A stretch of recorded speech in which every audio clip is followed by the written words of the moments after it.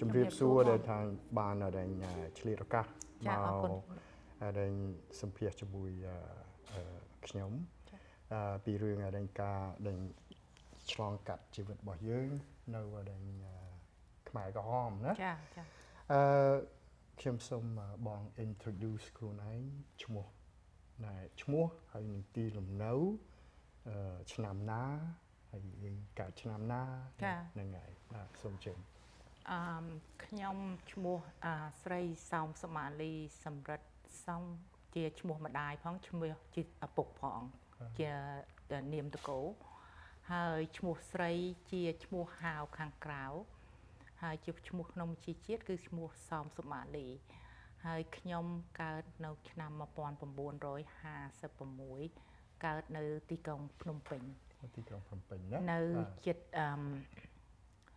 មិនដឹងថាបងចាំបែបបងនៅក្មេងពេកបងមិនចាំក៏មិនដឹងដែរប៉ុន្តែខ្ញុំកើតនៅចិត្តកន្លែងបកបលិសនៅជើងសាថ្មីនៅខាងជើងសាថ្មីបងហើយដល់មកក្រោយមកទៀតមកខ្ញុំមកមូចិត្តនៅរាទៀសភ្លើងនៅចិត្តវត្តថ្វាយគុំនៅក្រោយប្រទាយ PM ចាហើយជើងកាលថាពលពតចូលមកពេលនោះបងអាយុប្រហែលដែរខ្ញុំចិត្តតុងដែរអាយុប្រហែល5 6 10ដែរ5 6 10ណាចាហើយបានន័យថាពេលនោះយើងចាំដឹងក្តីច្រើនដឹងក្តីដឹងអីហើយបងមានការរៀនសូត្រនៅក្នុងស្រុកខ្មែរយើងនឹងដល់ថ្នាក់ទីប្រហែលដែរខ្ញុំមិនបានរៀនសូត្រច្រើនទេបងពោះម្ដាយខ្ញុំក៏អ្នករស់ស៊ីឪពុកជាអ្នករស់ស៊ីហើយដល់អញ្ចឹងទៅខ្ញុំមានបងប្អូន5នាក់ដល់អញ្ចឹងទៅខ្ញុំក៏ជាបន្ទុកមួយនៅក្នុងគ្រួសាររបស់ម៉ាក់ខ្ញុំការសបែងក្នុងផ្ទះការលក់ដូរអីខ្ញុំជួយចាត់ចែងឲ្យគាត់ទាំងអស់បាទហើយប្អូនអីខ្ញុំមើលទុកដាក់អីទាំងអស់ដូចជាម្ដាយទី2តាំងពីអាយុក្មេងមកហើយដល់ពេលថាឥឡូវបងមានចាំដល់ខ្មែរក្រហមដែលចូលមកថ្ងៃហ្នឹងណាចាចូលមកថ្ងៃហ្នឹងគឺបងនៅភ្នំពេញណាខ្ញុំនៅភ្នំពេញចាបងហើយពេលនោះមានចាំដូចថាអាការដែលពេលដែលតាហ៊ានខ្មែរក្រហមចូលមកក្នុងទីក្រុងភ្នំពេញហ្នឹងហើយពេលនោះបងគេចាត់ចែងរបៀបមិនដែរការពិតម្ដាយខ្ញុំហើយជីដូនខ្ញុំដឹងមុន2 3 ខែមុនហើយរួចទៅម្ដាយជីដូនខ្ញុំក៏បានប្រាប់ដែរថាឲ្យរៀបចំទៅព្រោះយើងមិនអាចនៅក្នុងនេះទៀតទេហើយជីដូនខ្ញុំហ្នឹងក៏គាត់បានដឹងដែរគាត់ថាបន្តិចទៀតពេលវេលានឹងមកដល់បាយមួយគ្រាប់ដេញតាមកតុយឆ្កែញ៉ាំហើយដល់អញ្ចឹងទៅក៏រៀបចំទៅក៏បានដល់ពេលគេវាយចូលហ្នឹងគេវាយចូលគឺខែ4ណាបងខែ4ចូលឆ្នាំខ្មែរហើយខែចូលឆ្នាំខ្មែរហើយម្ដាយខ្ញុំគាត់មានជីដូនគាត់ម្ដាយគាត់ផងហើយគាត់មានជីដូនគាត់ផងហើយដល់អញ្ចឹងគាត់ដាក់អាទិសរុញមកគេមិនឲ្យយើងចេញមកតាមព្រៃក្តាមទេគេឲ្យយើងចេញទៅតាមបឹងកផ្លោកចុះទៅពីសាថ្មីចុះទៅក្រោមតាមបឹងកផ្លោកហើយបានវៀងពីបឹងកផ្លោកមកវិញបានឡើងមកតាមរាទៀបភ្លើងពេលដែលខ្មែរក្រហមដែលចូលមកហ្នឹងគេប្រកាសប្រាប់ថាណែអូឥឡូវនេះត្រូវឲ្យអ្នកទាំងអស់គ្នាចេញពីក្នុងទីក្រុងណាគេឲ្យយើងចេញ3ថ្ងៃគេថាឲ្យយើងចេញ3ថ្ងៃចាហើយថាមិនបាច់យើងមិនបាច់យកអីចេញទៅទេបាទហើយម្ដាយខ្ញុំមានប្អូន2នាក់ទូចដែរមួយទប់អាយុបាន1 ខួបមួយទប់អាយុបាន2 ឆ្នាំបាទហើយដល់អញ្ចឹងទៅហើយនឹងម្ដាយគាត់ផងហើយនឹងបងប្រុសគាត់ផងហើយមកដល់ព្រៃក្តាមក៏ខ្មែរក្រហមគាត់ថាអ្នកណាដែលដើរមិនរួចឲ្យឡើងឡានក្រុងនឹងជិះឲ្យឡានធំដែលគេដឹកទាហានហ្នឹងបងបាទហើយរួចទៅម្ដាយខ្ញុំក៏ឲ្យជីដូនខ្ញុំហើយនឹងបងប្រុសគាត់ឡើងមកគ្រួសារហ្នឹងទៅហើយមកគ្រួសារហ្នឹងក៏គេយកទៅបាយចោលណាចាអូខេអាហ្នឹងគឺហេតុអីមកគេយកទៅវាយចោលព្រោះអីហ្នឹងគេដឹងតែប្រវត្តិរបស់យើងជាអ្នកពួកគាត់ធ្វើមេចំភៅឲ្យពួកប្រើខាងបារាំងបងអូខេហ្នឹងហើយម្ល៉េះហើយរួចទៅពេលនោះហេតុអីបានគេដឹងគ្រួសារយើងហ្នឹងប្រហែលជាគេមិនទាន់ដឹងទេបងខ្ញុំកាត់ប្រសាសន៍បងកន្លែងហ្នឹងគេមិនទាន់ដឹងដែរប៉ុន្តែអ្នកដែលឡើងឡានហ្នឹងគេយកទទួលស្លែងទាំងអស់ចាពោះគេថាយើងជាអ្នកនាយទុនយើងខ្ជិលដើរបងបាទអូខេចាហើយដល់អាហ្នឹងគឺថាគេមិនមែនថាយកយើងទៅទួលស្លែងបានន័យថាស្រុក កន្លែងហ្នឹងគឺយកទៅសម្លាប់ ចា ណាបាទដោយត គេយកទៅសួរចម្លើយហ៎បង បាទគឺអ្នកដែលឡើងឡានហ្នឹងទៅទួលស្លែងហ្នឹងគឺយកទៅសម្លាប់ហ្មង ចា ប៉ុន្តែអាពេលដែលយើងឡើងឡានហ្នឹងអត់មានពីណាដឹងថាគេយកយើងទៅណាទេ បង ណា ចាហ្នឹងឯង ហ្នឹងហើយហើយចុះហេតុអីបានដល់លើក្រោយបានយើងដឹង ពោះម្ដាយខ្ញុំតាមជ្រាវជ្រាវតែសួរដំណឹងតាមអ្នកចិត្តខាងដែលស្គាល់បងប្អូនគាត់ហ្នឹងក៏គេក៏បានប្រាប់ថាអ្នកដែលគេយកហ្នឹងគេយកទៅខាងហ្នឹងទាំងអស់ ហើយចុះបងប្អូនខាងបងដែលប្អូនទាំងអស់មានបងប្អូនប្រហែលនាក់ ខ្ញុំក៏នឹងមានបងប្អូន5នាក់បង អូ 5នាក់ ហើយផុតពីហ្នឹងសិតទូចណាព្រោះ ខា យើង ង នៅ ប ទូ ង ទូ គេ គេ ណា ខ្ញុំបងទី បាទ 3បងទី3 ហើយនឹងពេលនោះនៅដោយថាជុំគ្នាទាំងអស់ នៅជុំគ្នាទាំងអ អា ស់ ពេលគេជំរះយើងចេញពី ពីពេញទៅ ពេញ ចា នៅ ជុ ជុ ំ ំ គ្នា គ្នា ទាំង ទាំង អ អ ស់ ស់ ចា ហើយឪពុកម្ដាយអីនៅជុំគ្នាដែរ ឪពុកខ្ញុំបែកគ្នាបងឪពុកខ្ញុំបែកចាបែកគ្នាទៅដល់រួចទៅមកបានជួបគ្នានៅស្រុកវិញបង បានន័យថាស្រុកនោះស្រុកនេះមិនដែរទៅ ស្រុកគឺឪពុកខ្ញុំគាត់នៅស្រុកខាងស្អាង អូខេអូខេអញ្ចឹងបានន័យថាទៅជួបជុំគ្នានៅស្រុកស្អាង ចា ហើយពេលនោះដែលក្រោយពី3ថ្ងៃដែលគេសន្យាថាឲ្យយើងត្រឡប់ទៅវិញតែពេលនោះយើងមានបានត្រឡប់ទៅវិញទេ អត់បានទៅវិញទេបងអត់បានទៅវិញគ្រូយើងចេញមករហូតចេញមកចូលមកនៅស្អាងយើងបាននៅតែ3ខែទេព្រោះខាងសាច់ថ្លៃនោះគេថាយើងជាអ្នកនាយទុនហើយដល់អញ្ចឹងទៅក៏គេចលះឲ្យយើងមកនៅបាត់ដំបងវិញបង បាទហើយពេលនោះគឺថាទៅស្រុកបាត់ដំបងនោះគឺថាយើងអត់ដែលស្គាល់អត់ដែលដឹងឮអត់ដែលដែលណែមានបងប្អូនមានកូនចៅអត់មាននៅនឹងទេណា ព្រោះយើងអ្នកពេញបងយើងអ្នកពេញហើយយើងក៏មិនដែលស្គាល់ថាស្រែរបៀបម៉េចដើមស្រូវរបៀបម៉េចស្ទូងរបៀបម៉េចក៏យើងអត់ដែលដឹង បាទហើយដល់ទៅពេលតទៅជាជំរះទៅដល់បាត់ដំបងហើយពេលនោះយ៉ាងម៉េចទៅវិញដែរ ពេលហ្នឹងខ្ញុំគេក៏ចាប់ឲ្យទៅចល័តគេអត់ឲ្យខ្ញុំនៅភូមិទេនៅតែម្ដាយខ្ញុំហើយនឹងប្អូនខ្ញុំ2នាក់ទូចនិងឪពុកខ្ញុំ បាទ ហើយដល់អញ្ចឹងទៅក៏គេឲ្យខ្ញុំទៅចល័តទៅខាងអានាមទៅខាងអីទៅគ្រប់ខេត្តទាំងអស់ទៅកន្លែងណាក៏ខ្ញុំទៅដែរទៅចល័តតាមចល័តអស់ហ្នឹងការពិតទៅវាឲ្យយើងធ្វើស្រែក្នុងមួយឆ្នាំវាឲ្យធ្វើស្រែយើងធ្វើបានវាបានដែរ4ជាស្ទូងវាបានហើយស្ទូងវាឲ្យយើងរាប់កណ្ដាប់ក្នុងម្នាក់វាឲ្យយើងរាប់30កណ្ដាប់ឲ្យយើងបានស្ទូងឬ50កណ្ដាប់បើយើងស្ទូងមិនហើយទេគឺយើងអត់មានបាយញ៉ាំ អានឹងវាដាក់កម្រិត ដាក់ ឲ្យ កម្ យើ រិត ង ឲ្យយើងហ្មងចា ដាក់កម្រិតឲ្យយើង អាហ្នឹងដល់ពេលខែស្ទូងដល់ពេលខែ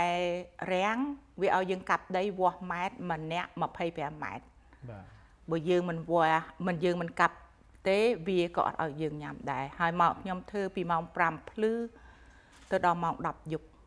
បាទហើយក្នុងដេញកងចល័តយើងហ្នឹងមានប្រមាណអ្នកដែរ ក្នុងកងចល័តពួកខ្ញុំហ្នឹងមានប្រហែលគ្នាជិត200នាក់ដែរបងមកចល័តពួកខ្ញុំហ្នឹងពួកខ្ញុំគេហៅកងស្រួចពួកក្មេងចតុងដែរណាបង បាទ នឹងគេហៅកងស្រួចហើយពួកចតុងហ្នឹងគេអត់ដែរឲ្យយើងនៅភូមិទេចល័តពីកន្លែងមួយទៅកន្លែងមួយកន្លែងមួយទៅកន្លែងមួយព្រៃអានាមអីគឺខ្ញុំកាត់ធ្វើទាំងអស់ ហើយខ្ញុំដេញមហោបអាហារបាយទឹកអីយ៉ាងម៉េចដែរពេលនោះ បាយទឹកគេដល់ពេលគេវាយជួងយើងឡើងទោះយើងនៅពងស្ទុងក៏ដោយភ្លៀងក៏ដោយថ្ងៃក៏ដោយស្អីក៏ដោយដល់ពេលគេវាយជួងយើងត្រូវឡើងហើយគេឲ្យយើងមានកំប៉ុងមួយសម្រាប់យើងដាក់បាយហើយនឹងសឡយើងខោអាវយើងគេឲ្យយើងមាន2កាផ្លេ បាទហើយចុះយើងក្នុង700នាក់ហ្នឹងហើយសិតតែអាយុប្រហែលគ្នា ប្រហែលគ្នាទាំងអស់មក បាទ ប្រហែលមួយសកគ្នាទាំងអស់ ហើយក្នុងពេលរដែងក្នុងកងចល័តនេះគឺឆ្នាំណាដែរ ពីឆ្នាំ1976រហូតទៅដល់79 បាទតែអាក្នុងពេលដែលថាក្នុងមួយឆ្នាំ2ឆ្នាំហ្នឹងដែលបងបានមូទៅដល់ដែងទៅដល់បាត់ដំបងហើយអាពេលនោះព្រោះខ្ញុំឮថាគេចាប់ដែងនារីបង្ខំឲ្យការជាមួយ អាហ្នឹងមានដែរបងមានដែរប៉ុន្តែខ្ញុំកាលហ្នឹងនៅពេលហ្នឹងគេអត់មានពោះយើងជាកងស្រួច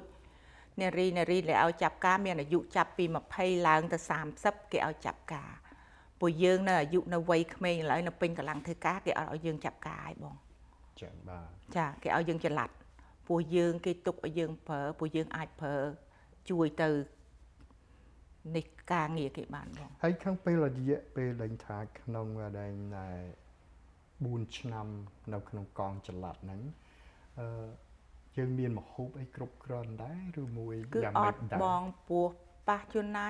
ខែណានេះដាច់ក្នុងមួយអ្នកក្នុងមួយផ្ទះវាដាក់អង្គទៅ3កំប៉ុងឯងបងហើយដល់3កំប៉ុងហ្នឹងគឺខែខ្លះគឺយើងដាច់យើងអត់មានអីញ៉ាំទេ ហើយថ្នាំសង្កូវអីគឺអត់មានទេ ឆ្នាំសកូវក៏អត់មានដែរបងហើយខ្ញុំធ្លាប់ឈឺ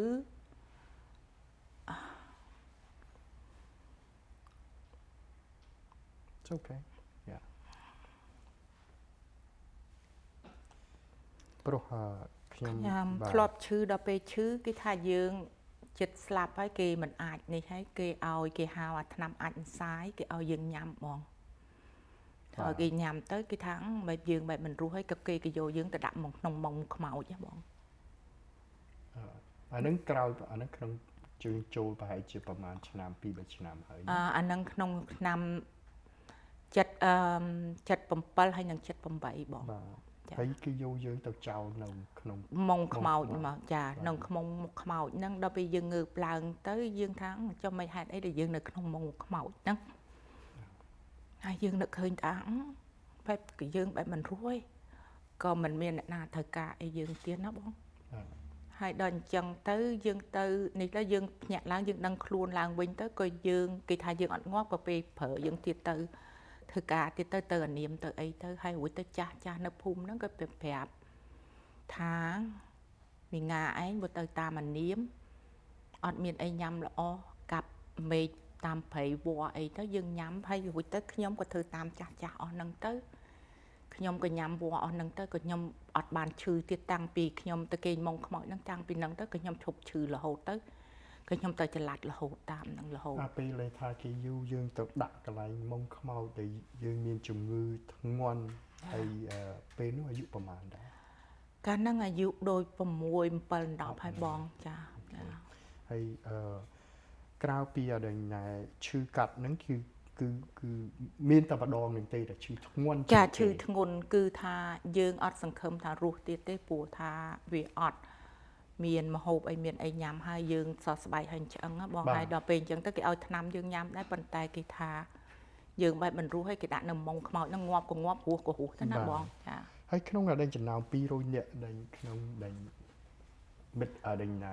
មិត្តនារីជាមួយគ្នានឹងភាកច្រើនអ្នកខ្លះក៏តមរួយក៏រត់មកបាត់ទៅអ្នកខ្លះក៏គេយកស្លាប់ចោលទៅបងព្រោះយើងរត់ចេញពីកងទ័ពបងគេហៅកងទ័ពបងហើយដល់អញ្ចឹងទៅអ្នកខ្លះក៏គេយកស្លាប់ចោលដល់យូរទៅនៅសល់តែ50 60នាក់អីបងខ្ញុំឮភាកច្រើនដែលខ្ញុំបានដឹងពីអ្នកដែលឆ្លងកាត់សវ័យក្នុងដែនខ្មែរក្រហមហ្នឹងអ្នកខ្លះភាកច្រើនគឺមានគេរំលោភច្រើននៅក្នុងដែនកងនារីមានកុំឲ្យយើងរត់បងមានពាក្យវាមានដែរមិនមែនថាវាអត់ឲ្យយប់ឡើងបូគេមិនចូលចិត្តយើងក្នុងពេលថ្ងៃឬមួយយើងធ្វើអីខុសដែលមិនធ្វើតាមគេអានឹងហើយយើងអត់សូវធ្វើការគេយប់ឡើងគេមកហៅយើងទៅគ្នាវាមាន5 10នាក់ចាប់រំលោភយើងហើយ5 10នាក់ហើយនៅ5 10នាក់ហ្នឹងប្រុសនៅមុខយើងទាំងអស់វារំលោភយើងហើយ5 10នាក់ហ្នឹងហើយវាចាប់យើងទៅស្កាងនឹងដើមឈើស្កាងនឹងដើមឈើហើយក៏វាវាន់ទ្រូងយើងវាយកប្រមាត់យើងបងយកប្រមាត់ហើយបេះដូងយើងវាកាត់ភ្នក់ភ្លើងមួយមកវាក៏នាំគ្នាអាំងញ៉ាំជាមួយគ្នាវាទៅហើយមួយទៀតវាធុងនារីយើងហ្នឹងវាកាត់មកវាយកមកអាំងញ៉ាំជាមួយគ្នាវាសើចលេងជាមួយគ្នាវាណាបងហើយយើងស្ដាប់ឮនឹងតិចយើងហើយយើងក៏មិនដឹងថាពេលណាដល់ពេលយើងបងវាអត់ដឹងដូចអាដែងត្រីក្នុងទ្រុងណាមិនដឹងថាពេលណាគេដែងចាប់យើងយកទៅអាដែងនេះ ហ្នឹងហើយខ្ញុំបានឮដែលពាក្យនឹងច្រើនហើយមានកើតឡើងដល់ដែលអ្នកដែល survival ហ្នឹងប៉ុន្តែខ្ញុំមិនទាន់បានសម្ភាសដល់ផ្ទាល់មុខដេញថាអ្នកដែលបានដូចថាលោបហើយបានឆ្លងកាត់ហ្នឹងហើយចេញមកពីដែលចេញមកវាធ្វើនៅមុខយើងវាធ្វើឲ្យជាមេរៀនឲ្យអ្នកដែលស្ត្រីក្នុងក្រុមមក200នាក់ហ្នឹងឲ្យដឹងថាកុំឲ្យយើងហ្នឹងធ្វើអីដែលវាប្រាប់ឲ្យយើងធ្វើយើងមិនធ្វើតាមវាបាទប៉ុន្តែដែលយើងទៅចល័តហ្នឹងយើងអត់មានម្ហូបញ៉ាំគ្រប់គ្រាន់តែយើងលួចម្ហូបមិនម្ហូបអីគឺសัตว์ក្អែបកដោបអីខ្ញុំញ៉ាំអស់ហើយព្រោះថាហេតុអីបានយើងញ៉ាំព្រោះបើយើងមិនញ៉ាំយើងមិនមានកម្លាំងធ្វើការឲ្យវាកាប់ដី25ម៉ែត្រក្នុងមួយថ្ងៃតែយើងមានកម្លាំងណាទៅកាប់ដីឲ្យវា25ថ្ងៃក្នុងមួយថ្ងៃបានដែលលើកឲ្យបានឲ្យវាហើយទី1ទៀតវាមិនមានអីដើមត្រីវាមានឲ្យយើងញ៉ាំដែរប៉ុន្តែវាមិនឲ្យយើងញ៉ាំបងវាមិនឲ្យយើងញ៉ាំយើងចាប់បានខ្យងខ្ចៅយើងរឹសតាមបានវាស្រែដែរប៉ុន្តែវាអត់ឲ្យយើងញ៉ាំវាមិនឲ្យយើងញ៉ាំវាមិនឲ្យយើងផ្កាត់ភ្នក់ភ្លើងញ៉ាំហើយដល់អញ្ចឹងទៅយើងត្រូវតាមវត្តតាមអីយើងត្រូវមើលតាវត្តណាយើងញ៉ាំបានយើងញ៉ាំទៅឲ្យពេលយើងរស់មួយពេលដែលយើងត្រូវរស់នឹងបងហើយដែលអាពេលដែលយើងនៅដែលកងចល័តហ្នឹងពេលណាដែលយើងចាំដែលថាលំបាកជាងគេបំផុតពី77គឺលំបាកជាងគេបងពី77យើងមានឈ្មោះក្នុងបញ្ជីខ្មៅហើយបងយើងមានឈ្មោះក្នុងបញ្ជីខ្មៅព្រោះតែគ្រួសារឪពុកម្ដាយយើងជាអ្នកនាយទុនណាបាទពួកយើងវាមានឈ្មោះមកថាយើងជាអ្នកនាយទុនហើយពួកយើងចង់ធ្វើមិនក៏វាអត់ដូរបានដែរហើយដល់អញ្ចឹងមានថ្ងៃមួយម្ដាយខ្ញុំផ្ញើពាក្យតាមអ្នកភូមិឲ្យទៅហៅខ្ញុំពីចល័តមកភៀសខ្លួនពីភូមិមួយទៅភូមិមួយដើម្បីកុំឲ្យគេយកទៅស្លាប់ក្នុងស្ងាយស្អែកដល់អញ្ចឹងទៅខ្ញុំក៏លួចរត់មកទាំងយប់មកភូមិមកជាមួយម្ដាយហើយម្ដាយខ្ញុំនៅសល់ប្អូន2នាក់ដែលនៅកលីហ្នឹងក៏រត់ឆ្លងពីភូមិមួយទៅភូមិមួយហើយដល់ពេលទៅរួចទៅវាតាមរកឃើញទៀតវាក៏យកមកវិញទៀតយកមកវាយកមកដាក់ខ្នោះមានកតុបមួយប្រហែលប៉ិនកដាស់ខ្មៅនេះឯងបងគ្នា5នាក់នៅក្នុងហ្នឹងបងប្រុសខ្ញុំទៅខ្នោះដាក់ខ្នោះជើង2នាក់ហើយខ្ញុំនិងម្ដាយខ្ញុំនិងប្អូនខ្ញុំអត់ដាក់ខ្នោះជើងទេហើយយប់ឡើងវាហ្មងហៅយើងទៅម្លប់ដែរវាហៅខ្ញុំចេញវាមានកម្រិតខ្វែមួយវែងហើយវាហៅថាមិត្តនារីឯងចេញមកខ្ញុំចង់សួរចឡើយម្ដាយខ្ញុំបងប្រុសខ្ញុំគេងអស់ខ្ញុំថាខ្ញុំមិត្តបងខ្ញុំអត់ចាញ់ទេមិត្តបងឯងមានពាក្យអីចាំស្អែកចាំនិយាយគ្នាវាថាមិត្តនារីឯងត្រូវចាញ់ប៉ុន្តែខ្ញុំអត់ចាញ់ដល់អញ្ចឹងទៅវាក៏អត់ហ៊ានធ្វើអីខ្ញុំដែរដល់អញ្ចឹងទៅវាក៏មិនអាចរំលោភខ្ញុំបានដែរបងដល់អញ្ចឹងហើយខ្ញុំក៏ដល់ថ្ងៃស្អែកឡើងក៏វាហៅសួរចឡើយពីម្នាក់ហើយទៅម្នាក់ទៀតវាថាពីសង្គមធ្វើអីហើយបានខ្ញុំក៏ប្រាប់វាថាខ្ញុំម្ដាយឪពុកខ្ញុំអ្នកលក់ដូរខ្ញុំក៏អ្នកលក់ដូរដែរខ្ញុំមិនមែនជាអ្នកទុយទុនធ្វើទាហានធ្វើអីដែរប៉ុន្តែពិតឪពុកខ្ញុំធ្វើទាហានដែរបងដល់អញ្ចឹងទៅវានេះដែរហើយដល់វាដេញសួរដេញចម្លើយយើងរួចទៅវាអត់មានវាអត់សម្លាប់យើងប៉ុន្តែវាអត់ឲ្យចេញពីភ្នែកវាវាអត់ឲ្យចេញពីភ្នែកវាយកយើងឲ្យទៅធ្វើចការនៅក្នុងវានៅវាមើលវាថែមើលយើងហ្មងវាតាមដានមើលយើងហ្មងហើយដល់រួចហើយបានវាយកខ្ញុំមកឲ្យទៅចល័តទៅវិញហើយបងប្រុសខ្ញុំមួយទៀតឲ្យទៅចល័តនៅសំបងប្រុសខ្ញុំមួយទៀតអត់ចល័តទេហើយនឹងប្អូនខ្ញុំ2នាក់ហើយណែពេលឡើងបងឆ្លងកាត់ពីការរស់នៅក្នុងចល័តការដែលឃើញគេរំលោភឃើញគេដែលវះពោះវះហើយញ៉ាំសាច់មនុស្សចាបងតើពេលនោះបងមានអារម្មណ៍មិនដែរមានដូចថាតក់ស្លុតហើយខ្លាចហើយយ៉ាងម៉េចដែរអាពេលនោះដែលថាពេលហ្នឹងដល់ពេលហ្នឹងនិយាយការពិតទេដូចថាយើងស្ពឹកអស់យើងលែងដឹងបាទព្រោះយើងលែងដឹងថាយើងងាប់ពោះវា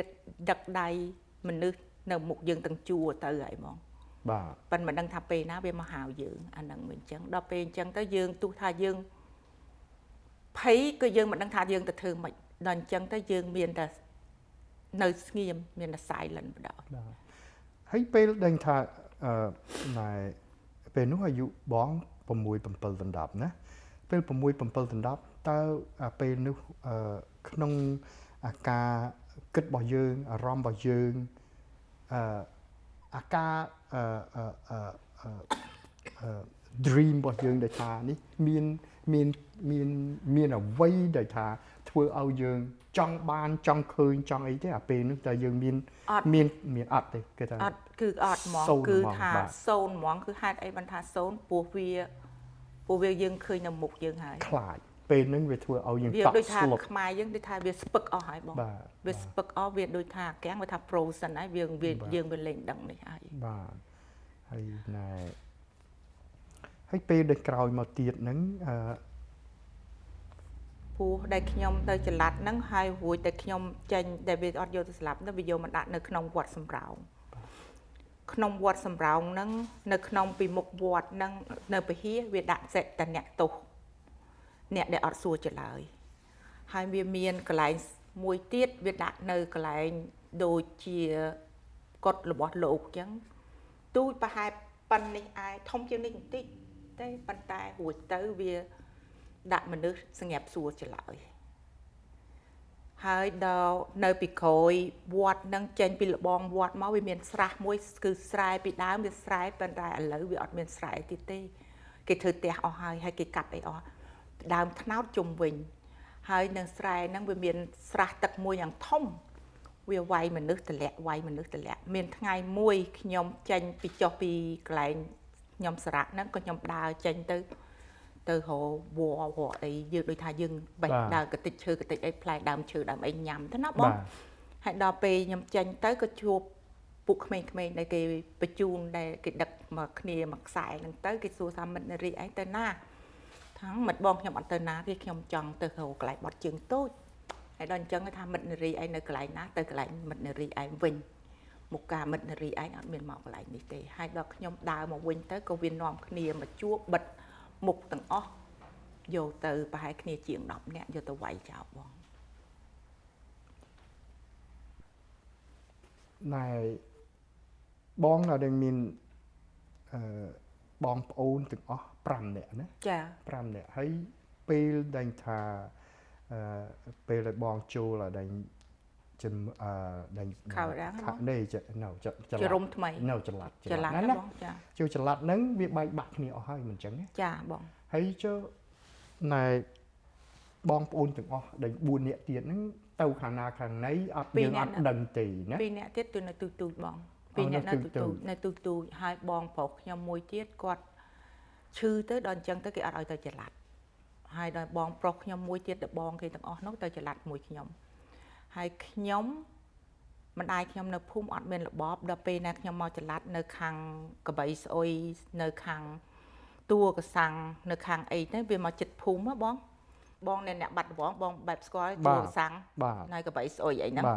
ហ្នឹងហើយខ្ញុំក៏ទុករបបរបស់ខ្លួនខ្ញុំយប់ឡើងខ្ញុំលួចមកផ្ទះយករបបមកឲ្យម្ដាយចិញ្ចឹមប្អូន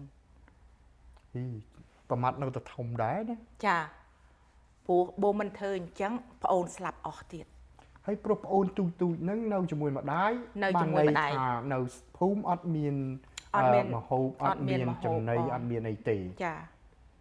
មីប្អូនខ្ញុំមីពៅនោះស្លាប់រស់មិនរស់ដើរអត់រួចបាទនៅមកកន្លែងអញ្ចឹងទៅដល់អញ្ចឹងទៅខ្ញុំដល់ពេលនៅចិត្តភូមិអញ្ចឹងយប់ឡើងខ្ញុំលួចយករបបរបស់ខ្ញុំនួនខ្ញុំមកបាទចាហើយណែហើយបងប្អូនដោយសពថ្ងៃដែលថានៅចន្ទរុំទាំងអស់ហ្នឹងដែលពេលចាក់ចេញពីដែលចន្ទរុំហើយមកដែលស្រុកថៃមកខៅនៅចន្ទរុំធម្មតាណាមកជុំគ្នាឬមួយក៏បែកបាក់គ្នាមកដល់ស្រុកបែកពីចពោតមកខ្ញុំនៅចល័តឡើយខ្ញុំនៅអានាមឡើយខ្ញុំនៅអានាមដល់ពួកខ្មែរក្រហមពួកយួនវាយចូលមកផ្លោងចូលមកខ្ញុំក៏នាំគ្នារត់មកពួកកាលហ្នឹងគេថា ពួកយួនចូលមកហើយខែកាលហ្នឹងពួកយួនចូលមកគេក៏ផ្អើគេថាពួកយួនសួរកាប់ក្បាលក្តាំក្បាលយាកុងធ្វើមុំចក្រាន់ណាបងចាំដែរមកជំនាន់ហ្នឹងគេថាហ្នឹងឯងហើយពួកខ្ញុំក៏រត់មកភូមិមកវិញមករត់មកជួបម្ដាយខ្ញុំវិញមកហើយមកជួបម្ដាយខ្ញុំមកហើយនឹងបងប្រុសខ្ញុំមួយទៀតហ្នឹងក៏គាត់រត់មកភូមិមកជួបម្ដាយខ្ញុំវិញមកហើយដល់រួចទៅយប់ឡើងពួកខ្មែរក្រហមចាប់បងប្រុសខ្ញុំទៅឲ្យទៅធ្វើទាហានទៅធ្វើពួកខ្មែរក្រហមទៀតក្រហមចាហើយដល់អញ្ចឹងទៅ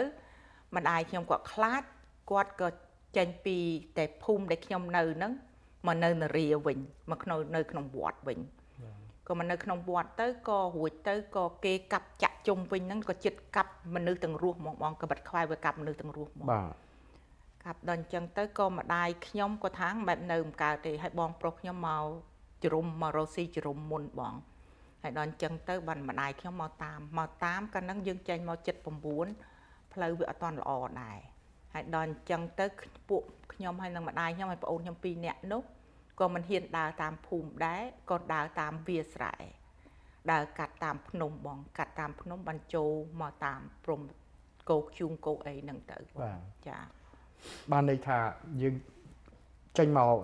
ស្រុកថៃហ្នឹងមកជុំគ្នាដែរជុំគ្នាមកជុំគ្នាបងមកជុំគ្នាជុំគ្នាហើយមកជុំគ្នាតាមក្នុងព្រៃក្នុងអីហ្នឹងមិនដែរអាការមកតាមក្នុងព្រៃហ្នឹងកាលហ្នឹង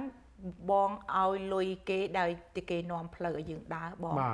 ហើយយប់មកយប់ដល់មកយប់អញ្ចឹងយើងត្រូវដើរតាមដានជើងគេបងបើយើងអត់ដើរតាមដានជើងគេយើងអាចជន់មីនស្លាប់ដែរត្រូវហើយដល់អញ្ចឹងទៅខ្ញុំក៏ម្ដាយខ្ញុំគាត់ដឹកប្អូនខ្ញុំហើយខ្ញុំគាត់ស្ពាយអីវ៉ាន់ស្ពាយអីតិចតួចដែរដល់អញ្ចឹងទៅខ្ញុំវាអស់កម្លាំងដែរបងដល់អញ្ចឹងខ្ញុំថាបើស្លាប់ក៏ស្លាប់ទៅបាទបើយើងក៏មិនដឹងធ្វើម៉េចដែរបើចេញពីអាពោតមកបើយើងស្លាប់តាមហ្នឹងក៏ស្លាប់ទៅដល់ពេលអញ្ចឹងទៅក៏យើងសារៈតាមកដាភូមិនិងកដាព្រៃហ្នឹងទៅយើងក៏ដងទឹកដងអីញ៉ាំដល់ព្រឹកឡើងយើងងើបឡើងមើលសេតតែអ្នកដែលជន់មីនងាប់នៅជុំវិញហ្នឹងសេតតែទឹកខ្មោចទាំងអស់បាទហើយបានរួចទៅបានចូលមកដល់ជ្រុំថ្មីហើយដល់មកជំរុំហ្នឹងគឺបានអត់មានខូចខាតអីទេណាបងប្អូនមកជុំខូចបងខូចមកជ្រុំហ្នឹងបងប្រុសខ្ញុំមួយហើយនិងបងប្រុសខ្ញុំទី2ហ្នឹងត្រូវពួកខ្មែរក្រហមហើយនិងពួកយួនហើយនិងពួកថៃហើយនិងពួកខ្មែរសរិនហ្នឹងវាយគ្នាដល់ផ្លោងក្របទៅបងប្រុសខ្ញុំត្រូវក្របខួរក្បាលបែកឡើងដូចលាជចឹងបងនៅមុខភក់ចែឡើងចេញខួរតាមតិចអានេះពេលហ្នឹងយើងនៅជំរុំហើយឬមួយក៏យើងដើរតាមផ្លូវនៅជំរុំបងនៅជំរុំអាហ្នឹងយើងដល់ជំរុំហើយនៅជំរុំបោះតង់បាទខ្ទមប្រហែលពាក់កដាពីហ្នឹងទៅបងពាក់កដាខ្ទមនៅអាហ្នឹងមិនមែនជំរុំទេអាហ្នឹងបោះតង់ខ្លួនយើងទេមិនមែនបោះតង់ខ្លួនយើងមិនមែននៅខោដាងគឺនៅជំរុំថ្មីអូខេអាហ្នឹងបានន័យថាយើងអត់មានដូចថាអត់មានអ្នកណាការពារយើងចាអត់មានអ្នកណាការពារយើងទេបងចាហើយក៏ខូចខាតបងប្រុសហើយនឹងប្រុសមុខងាប់ទាំងកន្លែងនឹង2នឹងកន្លែងមួយ2នាក់មួយទៅក្របដល់យកមកពួកកកបក្រហមពួកជនជាតិអនុមង់គេយកមកវះកាត់គេថា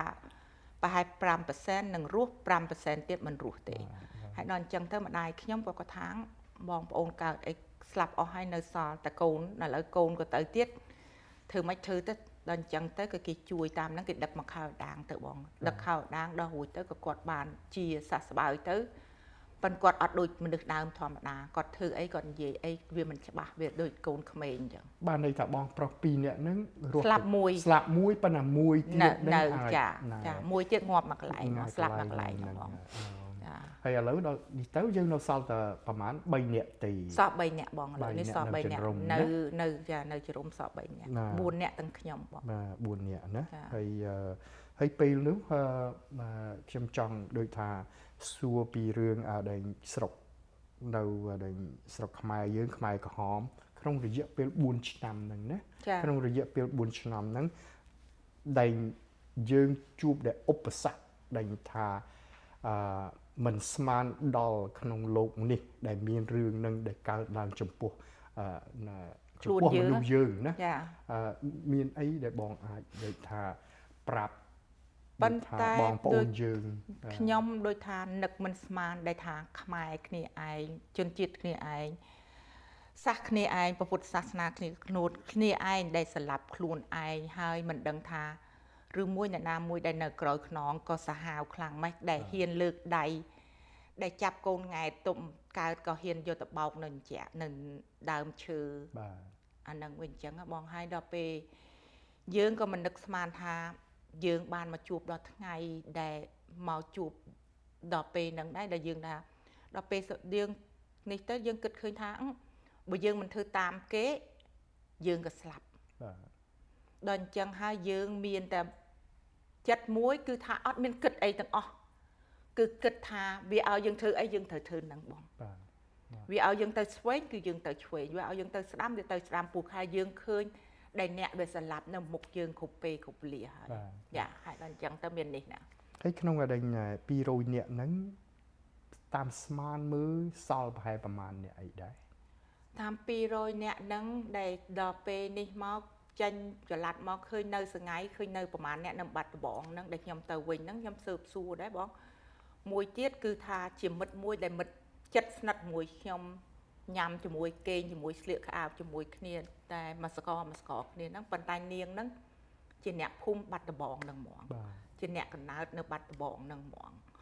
ហើយដល់អញ្ចឹងទៅដល់ពេលយួនចូលគេកាទៅក៏គេឈប់តាក់ទងគេឈប់រាប់អានខ្ញុំទៅដោយគេខ្មាស់បងមិនដឹងវាមិនក៏ខ្ញុំអត់បាននេះដែរតែខ្ញុំចង់សួរហ្នឹងពេលលេងថានៅជំរុំតែ200ផ្លាយអ្នកដែលពេលបង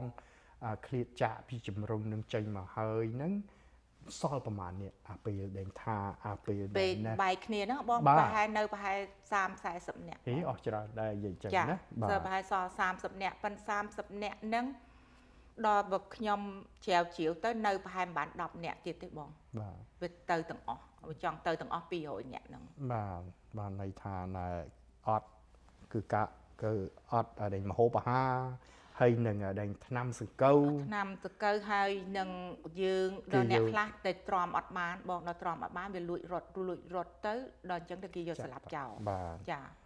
ភាកច្រើនវាលួចរត់បងយប់ឡើងចាភាកច្រើនលួចរត់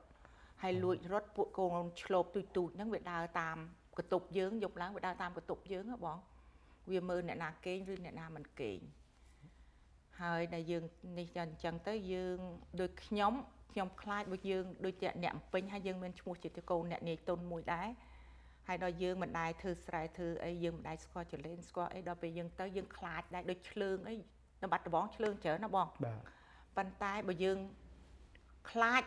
វាឃើញយើងក៏វាអាចទៅសម្លាប់យើងបានដែរបាទហើយដល់អញ្ចឹងទៅយើងត្រូវស្ម័គ្រចិត្តខ្លួនយើងហើយចិត្តយើងនឹងក្លាហានឡើងទោះឆ្លើងទៀមយ៉ាងណាក៏ដោយយើងបេះវាយើងក៏វត្តចោលក៏យើងធ្វើដូចយើងមិនខ្លាចអញ្ចឹងណាបងចាហើយដែលដល់មកដល់ជំរុំហើយឆ្លងកាត់មកដល់ជំរុំហើយពេលនោះតើពួកថៃពួកស្អីនឹងគេមកដល់ជំរុំពួកថៃវាអាចអានេះយើងឃើញហើយយើងឮនឹងជាយើងគ្រប់ពេលគ្រប់វេលាថាជាពិសេសយើងជាស្រីកំមុំមួយទុំពេញអាយុផងណាបងហើយដល់អញ្ចឹងហើយវាអាចចាប់រំលោភយើងហើយនឹងវាអាចសម្លាប់យើងបានជាពិសេសយប់ឡើងពួកទាហានអស់ហ្នឹងតែយើងហ៊ានចូលទៅនិយាយមួយវាអីយើងមិនដឹងយើងថាយើងចង់ផ្ដោះដូរមួយវាអីវាអាចយកយើងទៅរំលោភបានហើយដល់អញ្ចឹងហើយដូចខ្ញុំម្ដាយខ្ញុំបណ្ដៅថាកុំឲ្យអ្វីក៏ដោយព្រោះខ្ញុំជាកូនអ្នកមួយអ្នកពេញដែរបដៅមានពូជម្បោត្រឹមត្រូវល្អដល់អញ្ចឹងហើយខ្ញុំអត់ទៅតាមពួកដែលគេនេះទោះអត់ឃ្លានយ៉ាងណាក៏ខ្ញុំអត់ធ្វើជំនាន់អពតយ៉ាងដែរទោះអត់ឃ្លានយ៉ាងណាក៏ខ្ញុំអត់ធ្វើព្រោះខ្ញុំមិនយកជីវិតខ្ញុំយកទៅចោលតែអត់ប្រយោជន៍ទោះខ្ញុំអត់ឃ្លានយ៉ាងណាខ្ញុំសុខចិត្តញ៉ាំដង្កូវញ៉ាំកដោបញ៉ាំក្អែបខ្ញុំសុខចិត្តញ៉ាំព្រៃវ័បទាំងអស់ដើម្បីឲ្យខ្ញុំរស់ប៉ុន្តែខ្ញុំអត់ធ្វើអ្វីដែលគេមិនឲ្យខ្ញុំធ្វើដែលនៅក្នុងជំរំ4ឆ្នាំហ្នឹងគឺយើងបងញ៉ាំស្អីទាំងអស់ហើយខ្ញុំញ៉ាំទាំងអស់កណ្ដោពោះស្អីខ្ញុំកាប់ដីទៅលូកចូលហងពោះវែកក៏មានពោះស្អីក៏មានប៉ុន្តែអត់ខ្លាចប៉ុន្តែវាដោយថាប៉ុនយើងក៏ពោះដែរប៉ុន្តែវាអត់មានធ្វើអីយើងដែរបងវាអត់មានធ្វើអីយើងដែរហើយយប់ឡើងយើងគេងនៅអាមុងសណាញ់ហ្នឹងយប់ឡើងពោះ វេកវាចូលទៅវាកាត់ពុកខ្លួនយើងក៏យើងអត់វាអត់ធ្វើអីយើងដែរវាទៅក៏យើងនៅស្ងៀមទៅក៏វាចេញទៅវិញទៅចា ហើយពេលលេងថានៅដែលក្នុងកងចល័តហ្នឹងមានតាហ៊ានមានយោធាគេហៅយោធាហ្នឹងគឺថាគេមានប្រមាណអ្នកដែរហើយអាយុបែបប្រមាណដែរអាយុពី3ដល់10ទៅអាយុ7ដល់10បងសិតតែក្មេងៗទាំងអស់ហើយក្មេងៗហ្នឹងមានច្រើនបងវាដើរមើលយើងគ្រប់ទាំងចង្ហៀនយើងដើរទាំងអស់ព្រោះយើងជាចល័តទីកងស្រួចរបស់វាហៅកងស្រួចដល់អញ្ចឹងទៅវាមើលយើងបាទវាមើលយើងតែយើងហ៊ានធ្វើខុសអីភ្លាមវាដាក់ថង់ផ្លាស្ទិកវាជាមួយទឹកយើងនៅស្រែនឹងបដ ாய் បងអូអាហ្នឹងគឺថាដាក់អាថង់ផ្លាស្ទិកក្រោបគ្រប់ក្បាលយ៉ាជាមួយយើងហ្មងគឺថាហ្នឹងហើយវ៉ាវហ្នឹងហើយហើយឲ្យយើងដកដង្ហើមអត់មានដកដង្ហើមហើយដូចខ្យងខ្ចៅអីក៏ដោយស្រូវអីក៏ដោយតែរឹសតបងឲ្យវាឃើញគឺវាសម្លាប់យើងហ្មងអាហ្នឹងគឺថាវាមានចិត្តសម្លាប់យើងគឺថាឲ្យគេតែប៉ុន្តែគ្រាន់តែថាវាចាំឲ្យតែយកកំហុសយើងទៅវាចាំកំហុសយើងក៏ចាប៉ុណ្ណឹងទៅណាហ្នឹងហើយទឹកក៏ដោយតែវាមិនទាន់វាយជួងបងក៏ឡើងញ៉ាំទឹកអត់បានដែរបាទហ្នឹងហើយគឺថាស្អីក៏ដោយគឺថាគេដូចថាយោធាហ្នឹងគឺត្រូវបញ្ជាយើងទាំងអស់គ្រប់វិញគ្រប់ទាំងហើមយើងគ្រប់អត់ទាំងហើមណាយើងធ្វើទាំងថ្ងៃទាំងភ្លៀងទោះព្យុះយ៉ាងណាក៏ដោយក៏យើងនៅធ្វើដែរបងយើងដួលត្រឡប់ត្រឡិនយ៉ាងណាក៏ដោយក៏យើងនៅងើបឡើងយើងធ្វើដែរហើយព្រឹកឡើងអញ្ចឹងរួចទៅម៉ោងអត់មានម៉ោងអត់មានពេលវេលាទេអត់មានម៉ោងមានពេលវេលាឲ្យតែថាវាតែម៉ោង4ភ្លឺវាវាយជួងយើងត្រូវងើប4ភ្លឺព្រឹកណាចាហើយណែហើយដល់ម៉ោង9កន្លះយប់បងណាជាង10ម៉ោងមួយថ្ងៃចាហើយដល់មហូបស្អីហ្នឹងគឺថាមួយខ្ទះតែ3កំប៉ុងទេ3កំប៉ុងហ្នឹងក្នុងមួយឆ្នាំវាឲ្យយើងញ៉ាំបាយប្រហែល1ដងឬ2ដងឯងបងវាឲ្យបាយយើងមកវែកប៉ុណ្ណេះបាទហើយរួចទៅស្លវាចេះស្លទៅអត់មានត្រីមានអីទេសេតតែផលិតតគួនក៏ផ្លោកអីទៅចេះនេះបាទហ្នឹងហើយច្រាច់អីហ្នឹងវាចេះស្លឲ្យយើងញ៉ាំទៅប្រុសខ្ញុំក៏ឆ្លងកាត់នឹងមកច្រើនដែរហើយបានខ្ញុំយល់ថាការបងដែលឆ្លងកាត់មក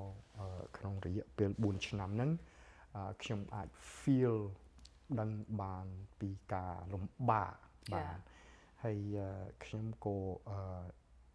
ងាប់ម្ដងដែរគេយកទៅចោលនៅក្នុងដែនភ្នៅខ្មោចព្រោះអីខ្ញុំគេយកខ្ញុំទៅធ្វើដែនការពិសោធន៍ថ្នាំរបស់គេបាទគេយកខ្ញុំទៅដុតគេហៅគេឲ្យធូបដុតដែនកើតហឺតណាគេថាអាហ្នឹងគេហៅអុចបងអុចចាអុចហ្នឹងគេហៅអុចមួយថ្ងៃយើងដុតទៅព្រមយើងមកអត់ណែនេះរួចទៅនៅក្នុងពេកហ្នឹងវាស្លាប់ចាវាចូលឈឺពេកដល់វាស្លាប់ទៅគេស្មានតែខ្ញុំនឹងងាប់ក៏យករបស់នឹងអាភ្នៅខ្មោចហ្នឹងគេយកអាឡានធំមួយហ្នឹងដាក់ម្ដងអញ្ចឹងទៅគេយកទៅកប់ទៅណាចាប៉ុន្តែភ្ញាក់ឡើងរួចទៅសិតតែខ្មោចរួចទៅក៏ស្រែកអញ្ចឹងបានថាខ្ញុំដូចថាដែលបងមានដែលភាសាថាដែលគេយកទៅដាក់ដែលភ្នៅខ្មោចខ្ញុំអាច feel បានដល់ពេលនោះគឺជាការមួយដែលគ្មានក្នុងពិភពលោកនេះដែលយល់ដល់អាពុកខ្ញុំគេយកទៅវាយចោលទេតាចាគេយកទៅវាយចោលដែលម្ដាយខ្ញុំគាត់ទុំស្លងទលេហើយទៅបាន2នាក់ហ្នឹងចេញពីសង្គមមកក៏ងាប់ដែរទៅអត់ឆ្នាំអត់តកៅហើយដល់អញ្ចឹងទៅអាពុកហ្នឹងក៏គេយកទៅវាយចោលដែរទៅហើយ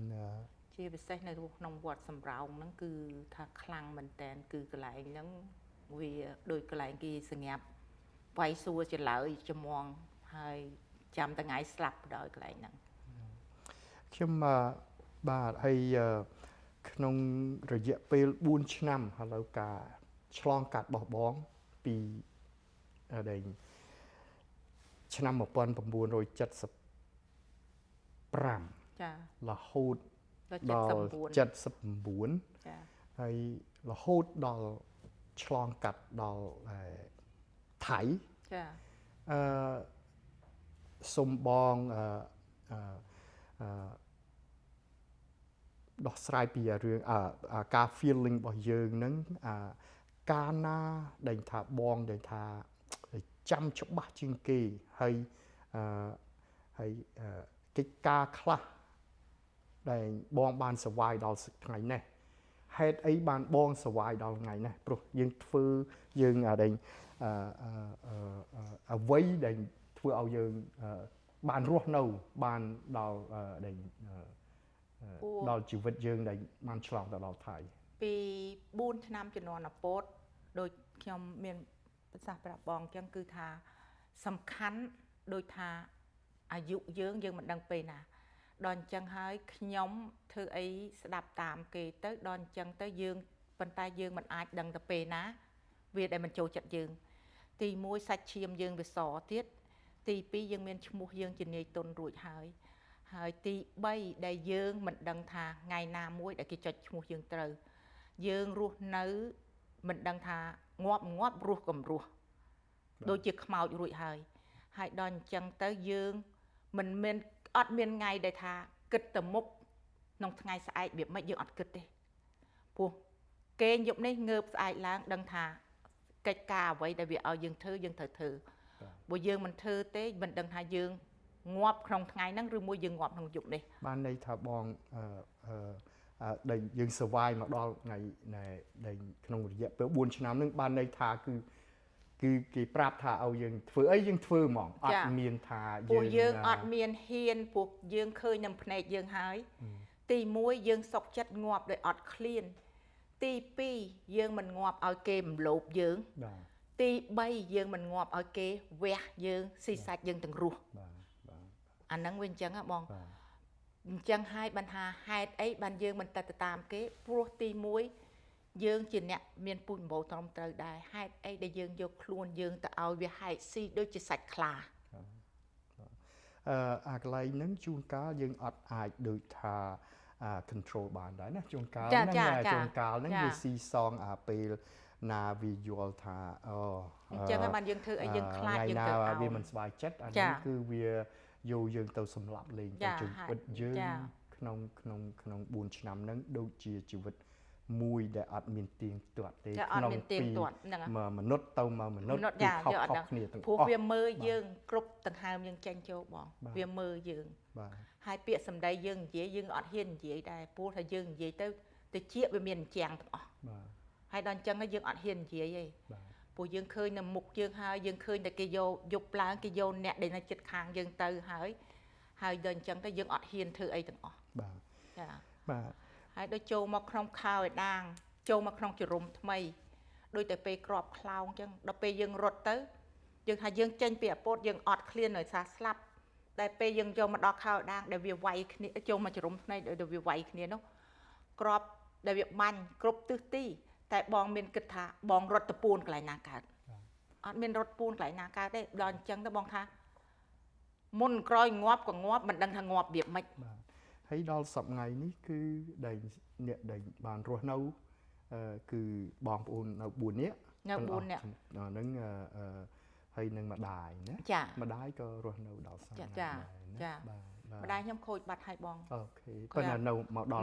អាមេរិកគាត់ធ្វើការបានជាង10ឆ្នាំគាត់ធ្វើនៅសិង្ហបុរីបងគាត់ធ្វើបានជាង10ឆ្នាំមួយទៅគាត់ក៏ត្រែកទៅចាថ្ងៃនេះជាថ្ងៃ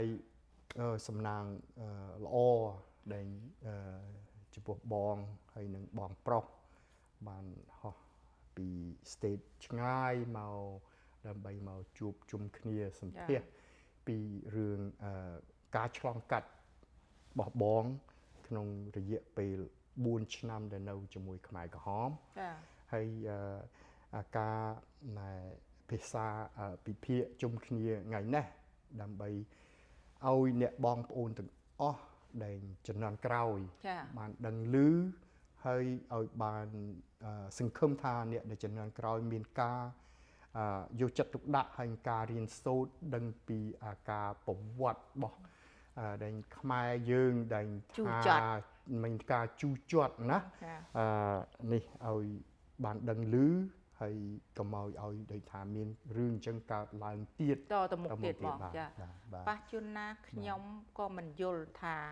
ឬមួយដូចបងឯងសម្ភាសបងឯងថាបានទៅនិយាយស្រុកចិនថាខ្មែរក្រហមនេះឬមួយរៀនពីចិនមកឬមួយមានចិនកុម្មុយនីសនៅពីក្រោយខ្នងបាទអានឹងយើងអត់ដឹងគ្រប់គ្នាអានឹងយើងអត់ដឹងគ្រប់គ្នាប៉ុន្តែมันនឹកឃើញថាវាសាហាវដល់ប៉ុណ្ណឹងបងវាសាហាវដែលថាទោះក្មេងកូនង៉ែទុំកែក៏វាអាចសម្លាប់បានដែរប៉ុន្តែចុងបំផុតគឺថាយើងបានរស់នៅដល់ថ្ងៃនេះចាយើងសន្លងក៏មានការរៀនសូត្រពីអាការដែលយើងឆ្លងកាត់ពិបាកជូរចិត្តមកណាហើយបានន័យថាអញ្ចឹងឯងបានបងជោគជ័យថ្ងៃនេះព្រោះអីប្រហែលជាការទ្រាំការលំបាកការអត់ធ្មត់បានយើងទៅជាមានការជោគជ័យដល់ថ្ងៃនេះចា so ហ្នឹងហើយអញ្ចឹងសូមអរគុណបងដែលបានអញ្ជើញមកបាទពិសាជុំគ្នា so